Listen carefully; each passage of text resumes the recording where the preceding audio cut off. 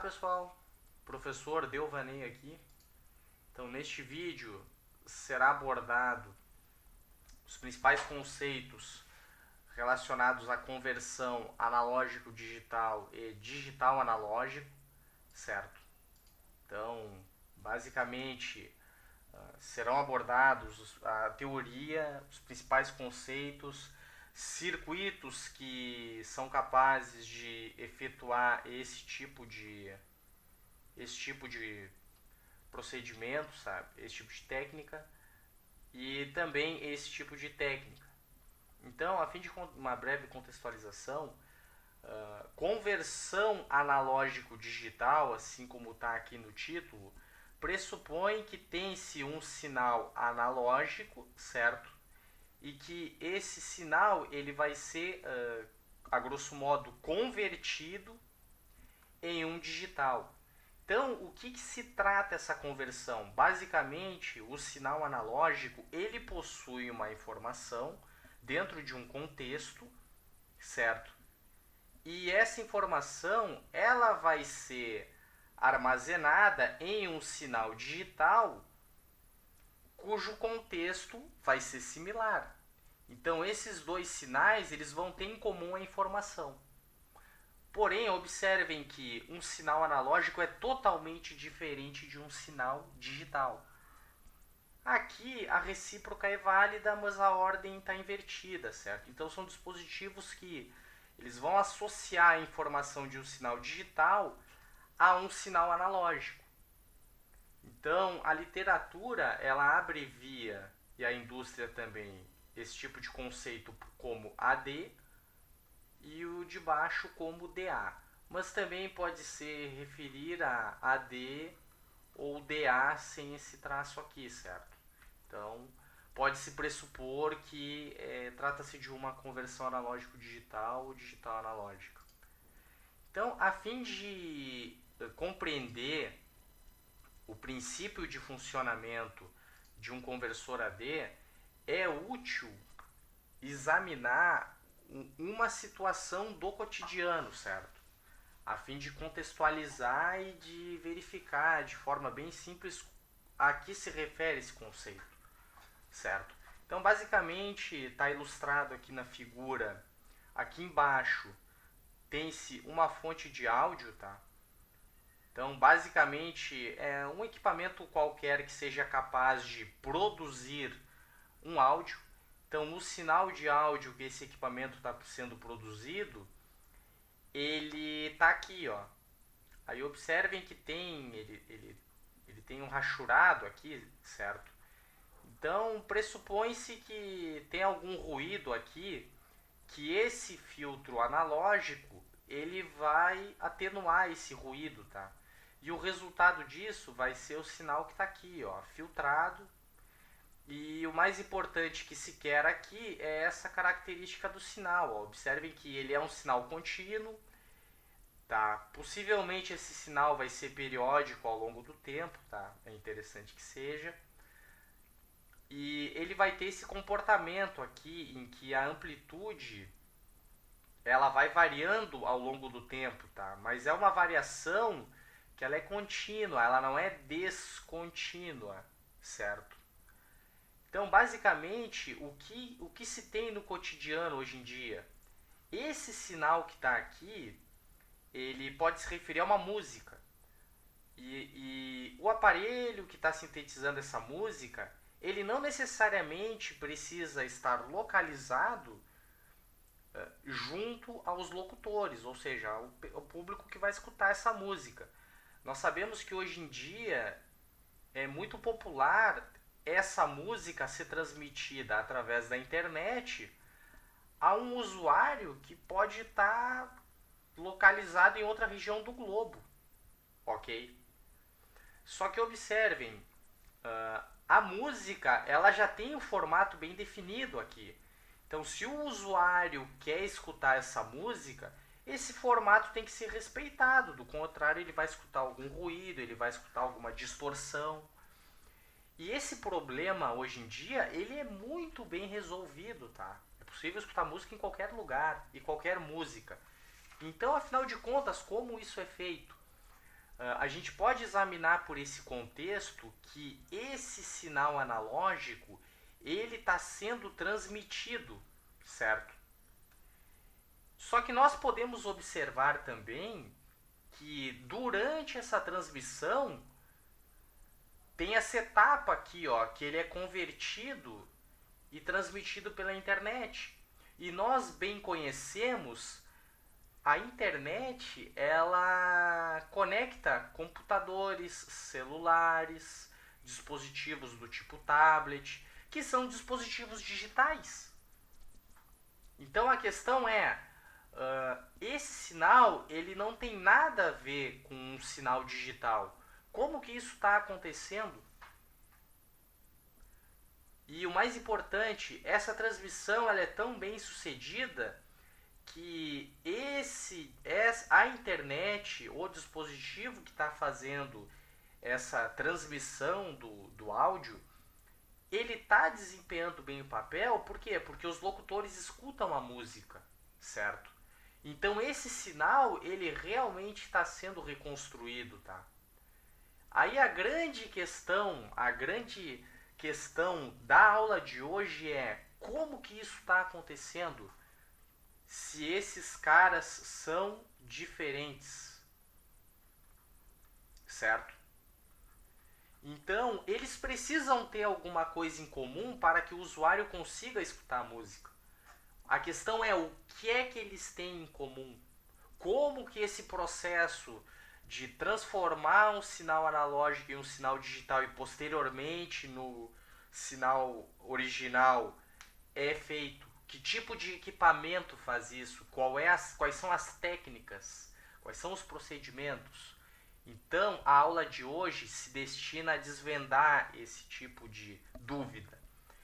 E observamos aqui que existem 3 blocos, tá? Que estão convenientemente em vermelho. Por quê? Porque são os blocos que compõem a conversão analógico-digital. São eles o sample, o hold e a conversão AD propriamente dita, certo?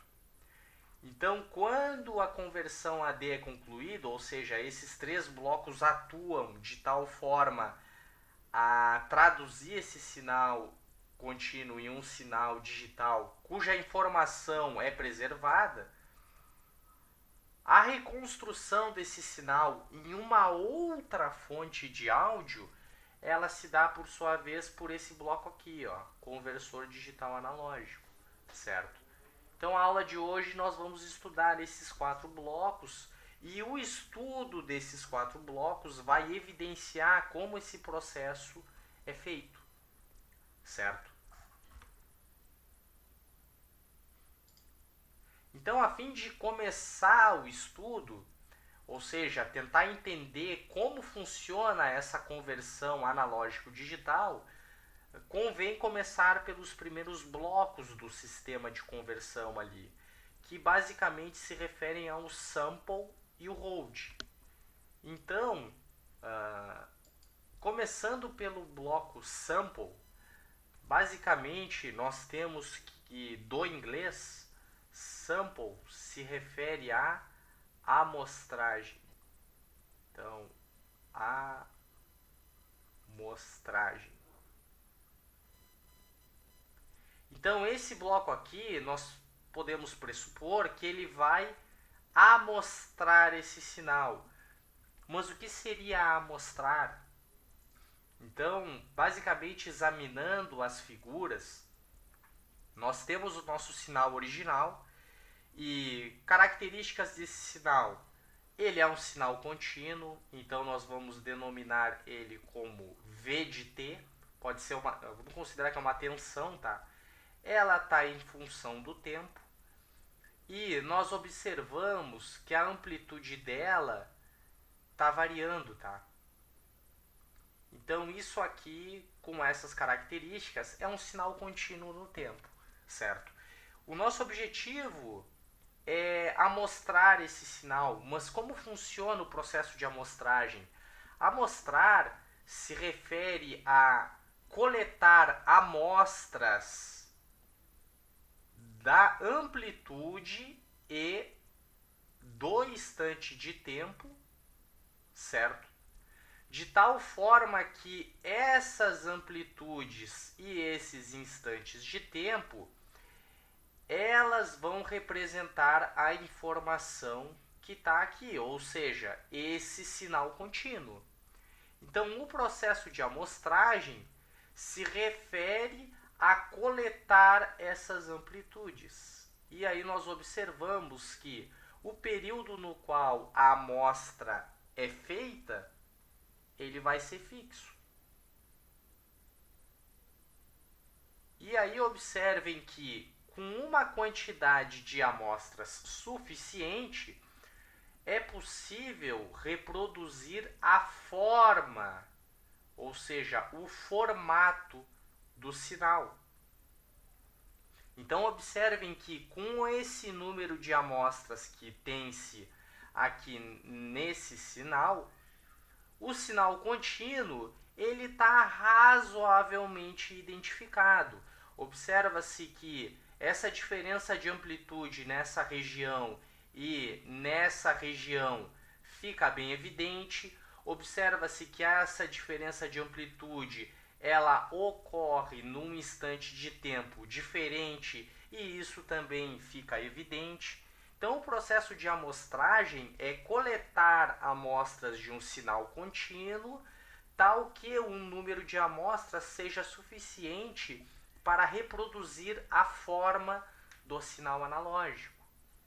E observem como que esse processo de amostragem é feito. Basicamente, ele é feito considerando um trem de pulsos, certo? E esse trem de pulsos, ele carrega a informação na qual os instantes são obtidos. Então, K é igual a 0, aqui é 1, aqui é 2, aqui é 3. Basicamente, sempre quando esse sinal for 1, esse circuito vai coletar uma amostra do sinal contínuo. E aí observem que a base de tempo com que o processo de amostragem é feita, agora é controlada por esse sinal que está aqui, certo? E ele é comumente na literatura denominado por U de K. Então ele é um trem de pulsos. E observem que o processo de amostragem desse sinal contínuo, ele vai retornar um sinal discreto, tá? E aqui nós temos V de K. E observem que K se refere ao número de amostras. Então, o bloco que está aqui denominado sample, ele vai transformar esse sinal analógico num sinal discreto. E vai ter um trem de pulsos aqui com amplitude variável que vai armazenar, ou seja, ele vai ter a informação da amplitude e do instante de tempo que essa amplitude ocorreu, certo? Agora, por sua vez, tem-se um novo bloco aqui denominado hold. A literatura nacional, ela se refere a esse hold como um saturador. Bom, então, qual a finalidade do saturador? O saturador, ele vai manter essa amplitude do sinal discreto constante, certo? E, bom, por que ela tem que ser constante? E aí nós observamos aqui, ó, ele está mantendo a amplitude constante, por quê? Porque a conversão AD, ela vai ocorrer nesse intervalo. Então, o que seria a conversão AD a grosso modo? O conversor AD vai associar a esse valor de amplitude um número binário, certo? Então, o conversor AD, ele precisa executar um sistema digital e esse sistema digital vai exigir um tempo para fazer esse processo de conversão. Então é por isso que existe a função hold, tá? ela tem que garantir que o sinal permaneça constante e imune a ruído para que o conversor AD consiga associar um número binário a essa amplitude, certo? E aí o resultado disso ao longo do tempo é que nós teremos um sinal com esse formato que está aqui mostrado na figura. Então esse sinal aqui, ele se torna V de Z. Ou seja, isso aqui é um sinal discreto de fato. Então basicamente o bloco sample e o bloco hold, eles vão sintetizar um sinal que possui a informação da amplitude e possui a informação de tempo, ou seja, os instantes de tempo em que essa amplitude ocorreu de fato, certo?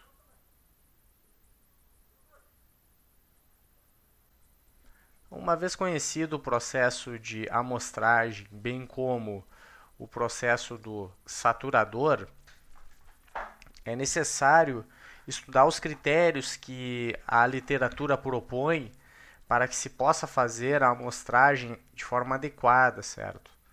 E basicamente, dos critérios apresentados, tem-se o critério de Nyquist, tá? E aqui fundamentado no teorema de Nyquist. E ele é muito importante, tá? Porque a ideia de transferir a informação de um sinal analógico para um sinal digital, ela só é bem sucedida se a reprodução desse sinal analógico na sua versão discreta também o for, tá? E para que isso ocorra, é necessário que as amostras, tá? E aí realmente a gente se refere ao V de Z lá e o V de K, certo? Elas devem ser tantas que a frequência de amostragem, tá? Frequência de amostragem seja pelo menos o dobro da frequência do sinal a ser convertido. Então, pessoal, o que é interessante observar, a gente tem um critério bem definido aqui, em que a frequência do sinal, tá? Então, se a gente tem aqui uma senoide e essa senoide tem 60 Hz, na tentativa de amostrar ela, a taxa de amostragem tem que ser o dobro disso aqui. E assim por diante, tá? Mas o dobro é o mínimo. E aí observem que esse FA é denominado frequência de Nyquist. Certo? Que não tem ponto. Então, esse critério é extremamente importante. E aí a próxima figura vai ilustrar uns exemplos em que se consegue perceber a influência desse critério sobre o processo de conversão. Então, basicamente, o que vai acontecer? A gente tem aqui na esquerda uma frequência de amostragem tal que ela é ligeiramente maior que o dobro da frequência. Observem que em preto tem-se o sinal em sequência, tá? Então aqui teria o V de K, por exemplo, e aqui o V de T. Então observem que, embora seja o dobro da frequência, o que se consegue observar nessa forma de onda é que a aquisição, ela primeiro, a V de K, ela consegue identificar que a senoide tem um patamar positivo. Ela consegue identificar que tem uma passagem por zero e ela consegue identificar que essa senoide tem um patamar negativo. Então, observem aqui que no período 6 amostras, já consegue, inclusive, identificar o período da forma de onda, tá? Que aqui vai ser 1 sobre f. Então, esse critério aqui, ele funciona? Funciona, mas se a gente unir esses pontos, na hora de aplicar o saturador, essa forma de onda vai ficar muito limitada, tá? Então a fidelidade com a qual esse resultado, essa forma de onda vermelha vai ser reproduzida, vai ser muito baixa, tá? Por outro lado, se o circuito deseja identificar passagem por zero, o patamar positivo, passagem por zero ou negativo, daria para fazer, ia funcionar tranquilamente, tá? Agora, observem o que acontece quando esse critério, além de ser atendido, o projetista coloca uma folga agora. Ele escolhe uma frequência de amostragem muito superior à frequência do sinal. E aí observem que a nossa taxa de amostragem, o nosso período, né? Ele está, grosso modo, aqui, ó, 1 sobre f. E olha o que acontece com a... E olha o que acontece com a taxa de amostragem aqui, ó. Tá muito menor, tá?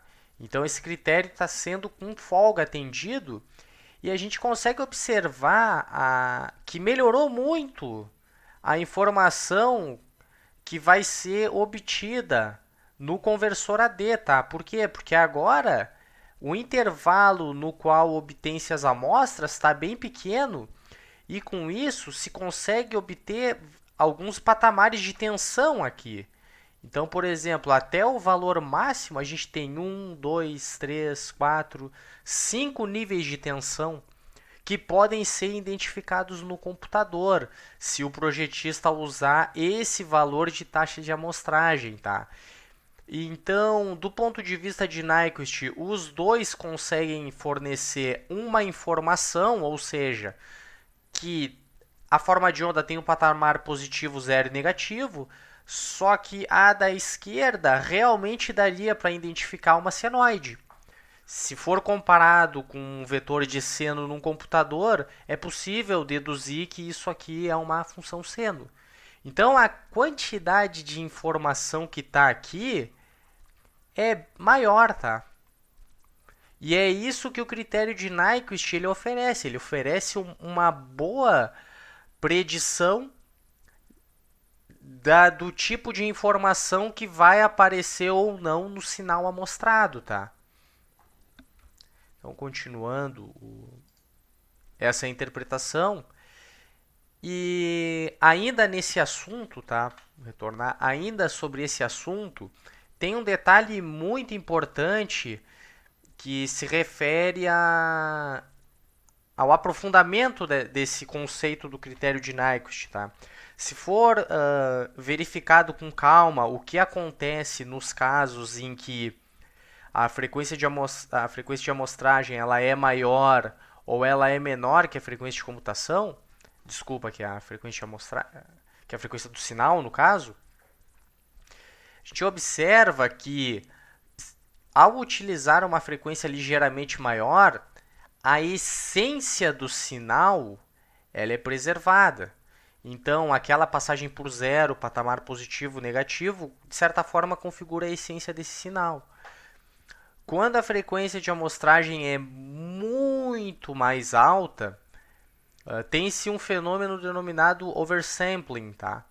Então, ele produz com boa fidelidade o sinal à custa de um sinal digital com tamanho elevado. Por quê? Porque agora cada um daqueles patamares precisam ser armazenado na memória quando for reconstruído o sinal ou quando esse sinal for submetido a algum modelo matemático.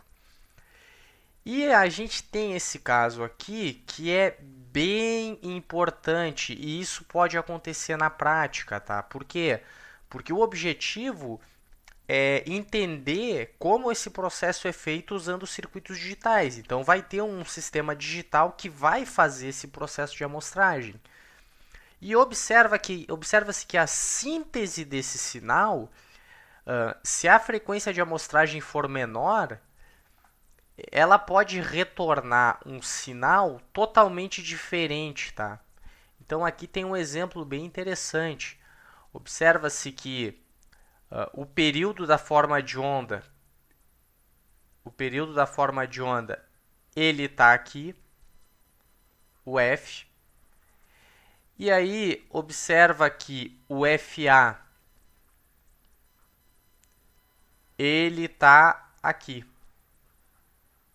Então, é ligeiramente maior, tá? O que é que vai acontecer? Vai ter o resultado disso. Então, se a gente conectar isso aqui num sample and hold, ele vai fazer isso aqui, ó. Atingiu o patamar, vem reto. Atingiu o patamar, opa, vem reto. Atingiu o patamar, vem reto. Patamar, vem reto. Então, o sinal V de K vai ser totalmente diferente do V de T. Aí a gente considera que esse aqui é o V de T. Isso realmente é inaceitável, tá, pessoal? Por quê? Porque se porventura esse sinal for submetido a uma equação diferencial, tá? Ó, um d2 dt x mais dt x mais 5 é igual a seno de t. E aí a ideia é que esse seno de t fosse esse v de t aqui. Isso aqui já não ia funcionar. Tudo que for utilizado esse sinal, que seria o v de k, e aí ia converter para o v de t de novo, tudo isso ia dar errado. Por quê? Porque a leitura ela tá totalmente errada, tá? Então esse é o preço que se paga quando ocorre algum problema no sistema digital, de tal forma que o critério de Nyquist não seja atendido. Então, é prioridade zero garantir que a leitura está operando, tá? Um exemplo prático desse tipo de situação é mostrado aqui na figura, tá? E aproveita-se também para introduzir um conceito avançado nesse contexto, que se refere ao efeito de aliasing, certo? Então, o aliasing, essa palavra, ela vem do inglês e ela se refere a alias. O que seria o alias? Seria, ainda no inglês, poser. Então, basicamente, traduzindo para o português, seria se comportar por. Então, o que seria dentro do contexto de conversores analógicos digital? Basicamente, está se referindo a uma condição em que um sinal ele se comporta como se fosse outro. Então a gente vai examinar essas figuras e tentar extrair o conceito, tá? Tentar identificar como seria esse comportamento. Podemos observar aqui o sinal em azul, e esse sinal ele seria o sinal que se deseja amostrar, certo? Então esse sinal ele tem uma frequência que aqui pela figura está compreendida nesse intervalo, frequência f. E observa-se que está sendo feita a amostragem desse sinal, então aqui em vermelho estão as amostras da amplitude que foram coletadas em respectivos instantes de tempo que ela ocorre, certo? Porém, podemos observar que o efeito dessa amostragem aqui, como a frequência, e aí nós vamos colocar aqui a frequência de amostragem, tá? Então, considerando entre essa e essa amostra, o FA, observamos que FA é ligeiramente menor que 2F. Bom, então qual o efeito disso na prática? Estamos observando que algumas coincidências infelizes estão ocorrendo durante o processo de amostragem, tá? A primeira coincidência infeliz é que o V de t é um seno, tá?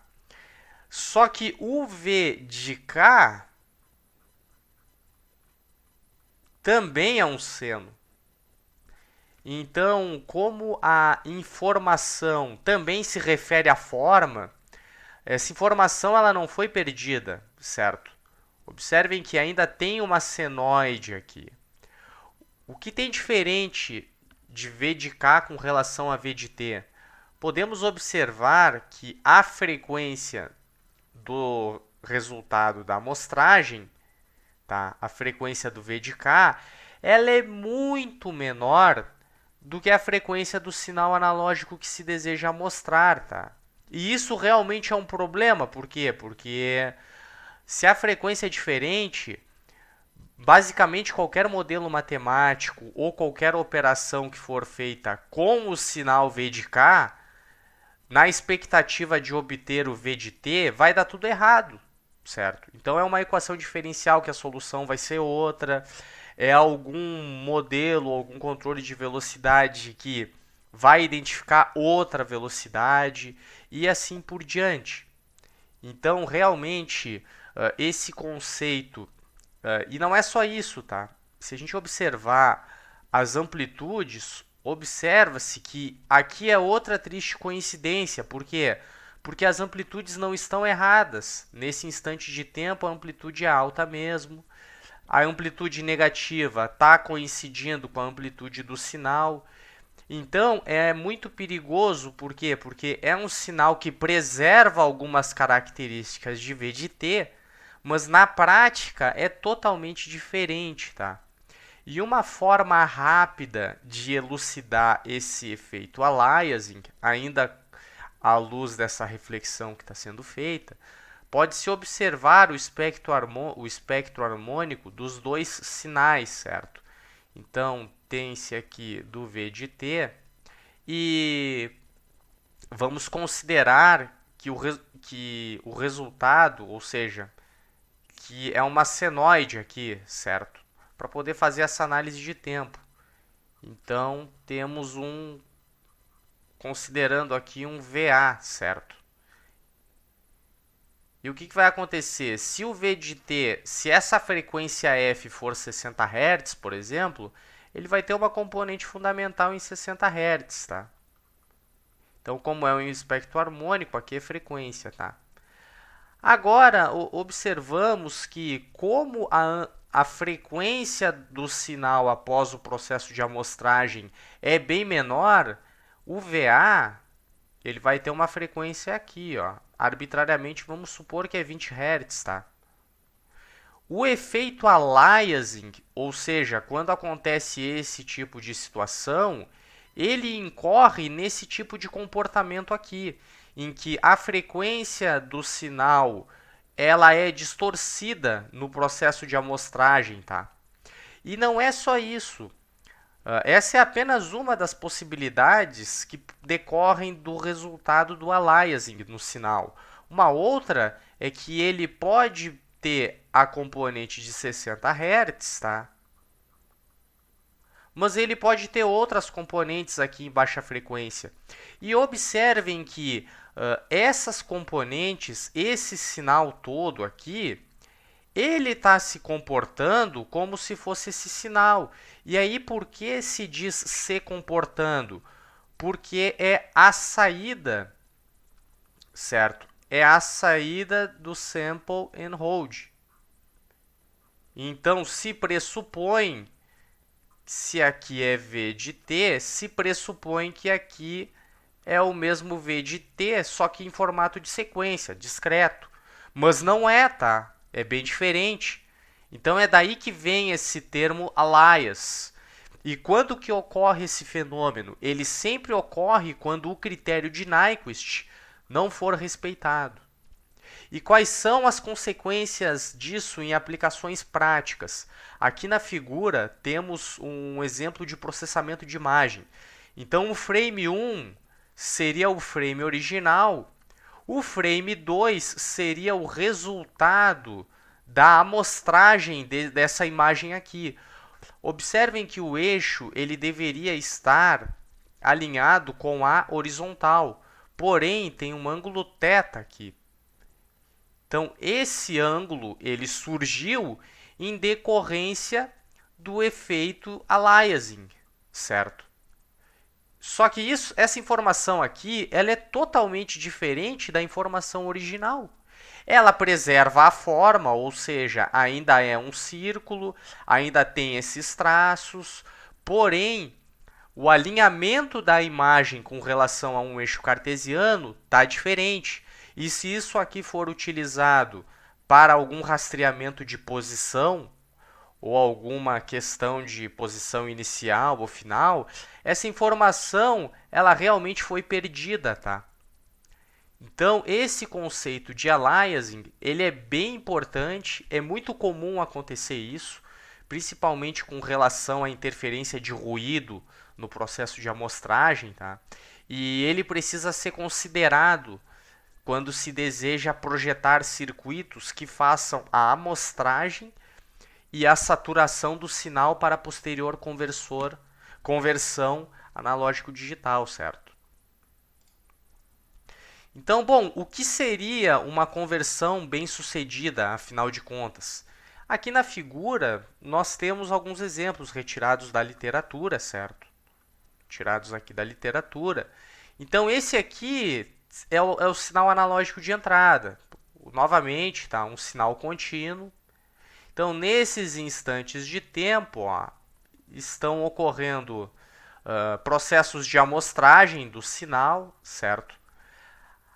Aí aqui, observa-se que ele fala sobre reprodução digitalizada filtrada. O que vai acontecer? Saída AD. Na verdade, aqui é a entrada AD, tá? Só que esse sinal do saturador, certo? Ele foi aplicado um filtro nele.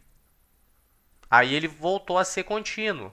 Mas o que é mais importante é que o sinal discreto resultante do processo de amostragem, ele é tal que ele possui a informação da amplitude no seu respectivo instante de tempo, certo? E ainda ele não vai deformar ou distorcer o sinal e nem interferir na frequência, ou seja, não ocorreu o processo de amostragem. Então, se porventura aplicar um filtro desse sinal, qual é o resultado? Vai ser o sinal analógico de entrada. Então, isso aqui seria um processo de amostragem, o qual foi bem sucedido, certo? Então, agora, realmente conversando sobre como fazer o processo de amostragem e a saturação do sinal, ou seja, como que isso é feito em eletrônica digital, que tipo de circuito faz isso? Então, a gente tem aqui na figura o circuito mais simples, o circuito fundamental, que consegue fazer tanto a amostragem quanto a saturação do sinal. Então, é comum se referir na literatura e na indústria por essa abreviação, tá? S/H. Então, isso vem do inglês Sample and Hold. E aí observamos que aqui na entrada desse amplificador operacional tem-se um sinal analógico VA e o objetivo é criar um sinal discreto que preserve as informações do sinal VA, ou seja compatível com esse sinal analógico.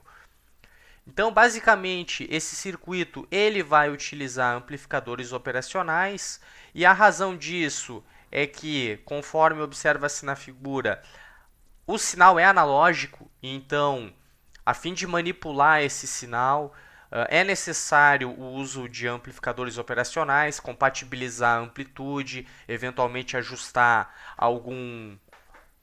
eliminar alguma frequência indesejável, certo? E das inúmeras configurações de amplificador operacional, nesse circuito se utiliza seguidor comum, tá? Então, basicamente, o que vai acontecer? O sinal VA, ele, através dessa chave aqui, ora ele vai ser conectado ao capacitor CH, ora não. E quem controla essa taxa com que o sinal VA através do AMPOP é conectado ao capacitor CH? É basicamente essa entrada digital de controle. E o que é interessante observar é que justamente essa entrada digital de controle é a que vai ter a característica, ou seja, a frequência de amostragem. Ela é que vai definir qual é a taxa de amostragem do circuito. E basicamente ela consiste do trem de pulsos que foi contextualizado no início da discussão, certo? Então ela vai ter a informação da taxa de amostragem. Lembrando que aqui são impulsos unitários, tá? Então cada vez que ocorrer um impulso desses aqui, essa chave vai fechar, o sinal analógico vai ser conectado ao capacitor, vai ocorrer um transitório de tal forma que V, a tensão nesse capacitor, ela vai se tornar igual a VA. Então, durante esse impulso, ocorre esse transitório. Esse capacitor ele possui um valor tal que ele rapidamente vai atingir um estado de carga no qual a sua tensão vai ser igual à tensão do sinal analógico. Em seguida, o pulso vai cessar, certo? Então, essa parte do circuito vai ser desconectada. Quando isso ocorrer, o conversor AD ele vai traduzir, ou seja, ele vai associar um número binário a essa amplitude. E aí observa-se novamente que para conectar-se a tensão do capacitor VCH à tensão do à entrada do conversor AD, novamente se utiliza um seguidor comum. Então, basicamente o conversor AD nessa etapa aqui, ele vai converter o sinal aqui quando o sinal de controle for 1, o capacitor vai se carregar com o novo valor da forma de onda, certo? E assim por diante. E qual é o detalhe que é bem interessante aqui? É que como se trata de um capacitor nesse circuito, no momento que essa chave abrir, durante o processo de conversão do sinal, do processo de conversão do conversor AD, essa tensão ela vai se manter constante.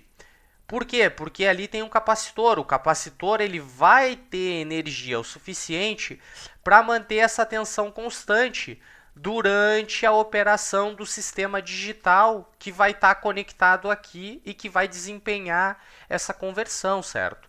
Então, essa parte do circuito é a responsável por transformar o sinal analógico no seu respectivo discreto, certo?